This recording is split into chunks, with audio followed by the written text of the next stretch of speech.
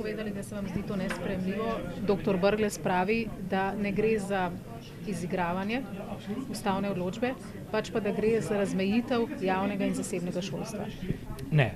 To, kar se zdaj dogaja v parlamentu, je očiten in učbeniški primer formalističnega nasilja nad ustavo kot dokumentom in primer teptanja koncepta ustavne demokracije, ki ga izvaja dnevna strankarska parlamentarna politika z argumentom, s tehniko, ki v ustavno demokracijo ne sodi, to je tehnika uveljavljanja premoči, dejanske fizične premoči z golim preštevanjem glasov. S takim namenom in na tak način se besedila ustave nikdar ne spreminja.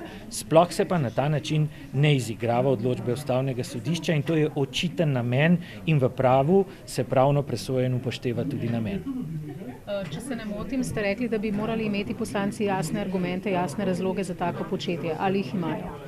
Ne gre samo za vprašanje, kako jasni so ti razlogi. Gre za vprašanje, kaj sploh so te razlogi. Se pravi, ne gre za vprašanje gole tehnike argumentiranja.